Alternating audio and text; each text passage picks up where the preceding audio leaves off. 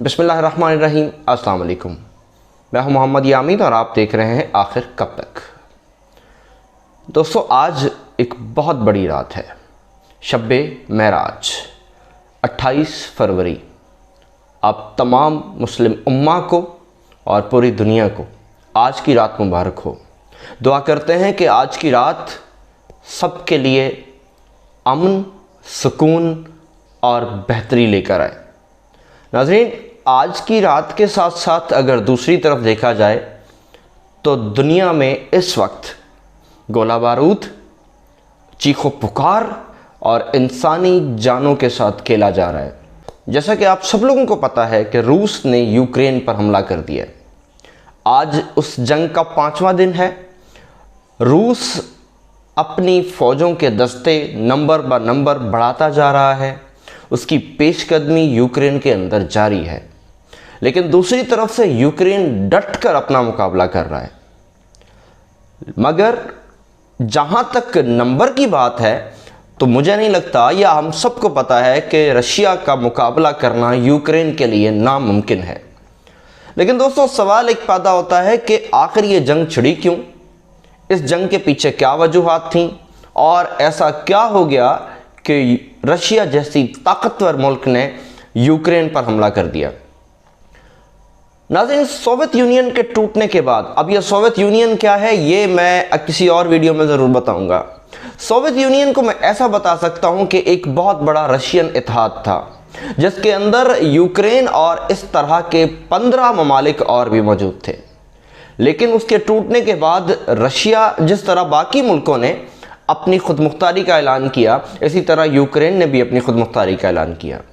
हालात बड़े स्मूथली सिमट गए। रशिया अपने आप को स्टेबल करता रहा। यूक्रेन और वो रियासतें जो कि रशिया से, सोवियत यूनियन से अलग हुई थीं, वो अपने आप को मजबूत करती रहीं। यूक्रेन मुआशी मामलात में बड़ा स्ट्रांग हो गया। यूक्रेन एक छोटा सा मुल्क था, लेकिन उसकी इकोनॉमिकल कंडीशंस बड़ी ज़बरदस्त थीं। अपने हालात को बेहतर करता रहा। लेकिन अचानक यूक्रेन को न जाने ऐसा क्या हुआ कि उसने यूरोपियन यूनियन की तरफ अपना मुंह दिखाया, अपना फेस कर लिया, अपना चेहरा उस तरफ को मोड़ा और अपनी गाड़ी का स्टीयरिंग यूरोपियन यूनियन की तरफ मोड़ना शुरू कर दिया। अब यूरोपियन यूनियन क्या है वो भी आपको समझाते चले। अमेरिका, बरतानिया, फ्रांस और ऐसे तमाम ममालिक ने मिलकर एक यूनियन बनाई जिसको यूरोपियन यूनियन कहा जाता है, जिसका मेन मकसद था रशिया के खिलाफ खड़े होना। रशिया को तोड़ के वो तो कामयाब हो गई, लेकिन उसके बाद यूरोपियन यूनियन ने अपना 1949 में एक नेटो का क़याम रखा। तो अब जो मसला यहाँ पर पेश आया वो ये था कि यूक्रेन जो है वो यूरोपियन यूनियन के तरफ से, मतलब ऐसा समझ लें कि अमेरिका के साथ हाथ मिलाने वाला था और नेटो फोर्स का मेंबर बनने वाला था। अब अगर आप लोगों को एक टेक्निकल कंडीशन बताई जाए तो यूक्रेन एक, ये समझ लें कि एक सेंट्रल हिस्सा है। एक तरफ रशिया है और दूसरी तरफ यूरोप है। तो यूरोप और यूक्रेन को मिलाने वाली जो एक दीवार है, ऐसा कह लें, वो यूरोप और रशिया को मिलाने वाली एक दीवार, ऐसा कह लें, वो है हमारी यूक्रेन। अब वहाँ से समंदरी रास्ते भी लगते हैं, ज़मीनी रास्ते भी लगते हैं और हवाई रास्ते भी लगते हैं।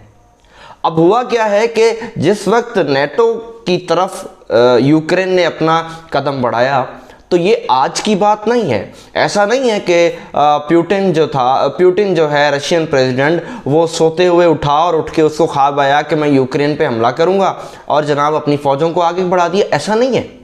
ये आज से कई सालों से, कई महीनों से ये कहानी चल रही है।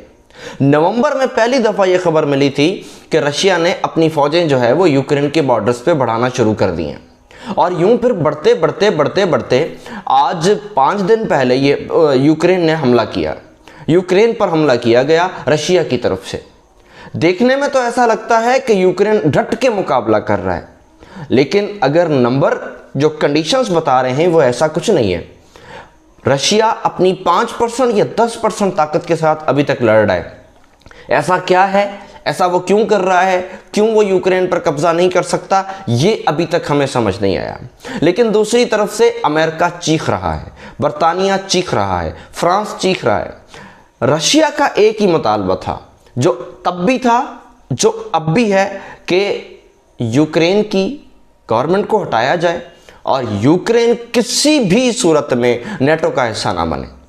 अगर यूक्रेन नेटो का हिस्सा बनता है तो इसका मतलब यह है कि नेटो फोर्सेस और नेटो के अड्डे यूक्रेन के अंदर आएंगे, और ऐसा समझ लें कि आपने रशिया के सर पे नेटो को खड़ा कर दिया। ये नेटो क्या है? ये नेटो यूरोपियन यूनियन की एक इस वक्त सबसे मजबूत तरीन ताकत है, जिसके अंदर कम से कम 48 से 49 यानी 48 या 49 कंट्रीज शामिल हैं, जिसका मुकाबला रूस को अकेले को करना पड़ेगा। तो इस वजह से पुतिन नहीं चाहता कि किसी भी कंडीशन में उसके जो अड़ोस पड़ोस की छोटी रियासतें या बड़ी रियासतें हैं वो नेटो का हिस्सा बने, क्योंकि अगर ऐसा हुआ तो इसका मतलब रशिया फिर अकेला ही पूरी दुनिया से लड़ेगा। क्योंकि एक तरफ अमेरिका चीख रहा है, दूसरी तरफ बरतानिया, फ्रांस, जर्मनी बड़े बड़े दावे कर रहे हैं और उस पर सैंक्शंस लगा रहे हैं। लेकिन एक दूसरी तरफ सोचने की बात यह है कि आखिर इस पूरी जंग का कसूरवार कौन है? अगर आप इस पूरी जंग के कसूरवार को यूक्रेन के नाम दें तो भी ज्यादती होगी। अगर इस पूरी जंग के ये समझ लें कि कसूरवार अगर आप अमेरिका को करार देते हैं तो भी ज्यादती होगी। अगर आप इस पूरी जंग का जिम्मेदार रशिया को करार देते हैं तो भी ज्यादती होगी, क्योंकि कहीं ना कहीं बहुत बड़ा कसूर अमेरिका का भी है, यानी यूरोपियन यूनियन का भी है। आखिर ये नेटो कब तक कहां तक बढ़ाना चाहता है, कितनी मजबूत फोर्स लेकर जाना चाहता है कि पूरी दुनिया पे कब्जा करना चाह रहा है। फिर उसके बाद इसी नेटो ने इराक पे भी हमला किया, इसी नेटो ने अफगानिस्तान को भी घेरा, फिर लीबिया, सीरिया, शाम सबको घेर चुका है वो, मिस्र को घेर चुका है वो। अब अगर वो रशिया की तरफ बढ़ता है तो लीबिया एक छोटा मुल्क था, शाम, इराक एक छोटे मुल्क थे, कमज़ोर हो चुके थे।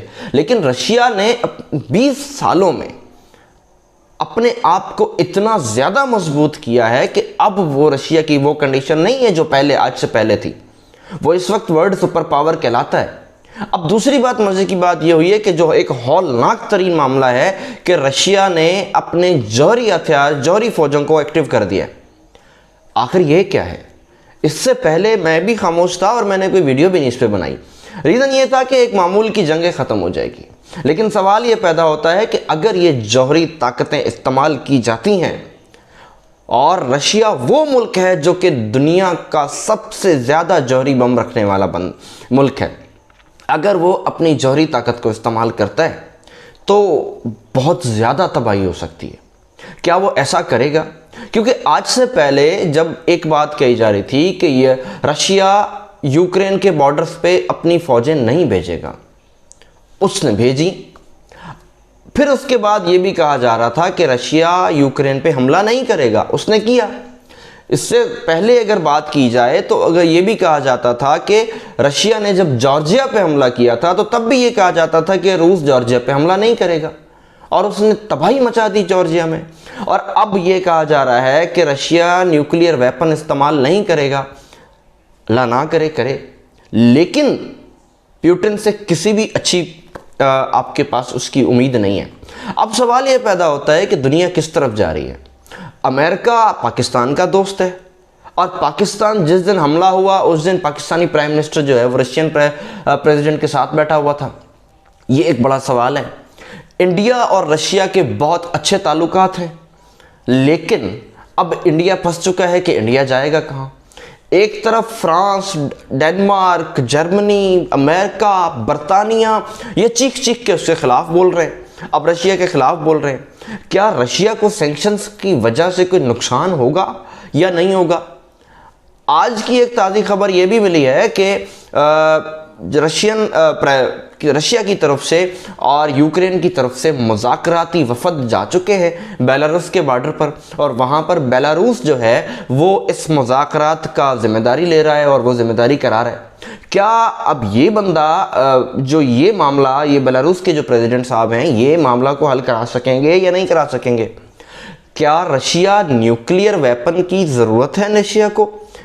ये भी बात समझ नहीं आ रही कि भाई अगर वो 5 से 10% अपनी फोर्स इस्तेमाल करके रशिया जो यूक्रेन पे अभी हमला कर रहा है, वो अगर 20% करता या 30% करता तो यूक्रेन को तो 2-4 दिन में उसने लपेट लेना था। फिर ऐसी क्या ज़रूरत पड़ गई कि वो न्यूक्लियर वेपन की धमकी दे रहा है? क्या ये सिर्फ धमकी है या फिर कहीं ना कहीं कुछ करने जा रहा है? तो ये किस तरफ बात जा रही है, इसका अभी तक समझ नहीं आ रहा। नाज़रीन, ये मेरी एक पहली वीडियो थी जिसमें मैंने एक हवाला दिया है। अब डेली बेसिस पर क्या हुआ, कैसे हुआ, क्यों हुआ, किस लिए हुआ, सोवियत यूनियन क्या है और नेटो फोर्सेस कब बनी, कैसे बनी, अब मैं इसकी सीरीज़ स्टार्ट करने जा रहा हूँ। ये उसकी पहली वीडियो थी। इंशाल्लाह आप लोगों को मिलती रहेंगी। मेरी वीडियो को लाइक कर दीजिएगा, कमेंट ज़रूर कर दीजिएगा, शेयर कर दीजिएगा।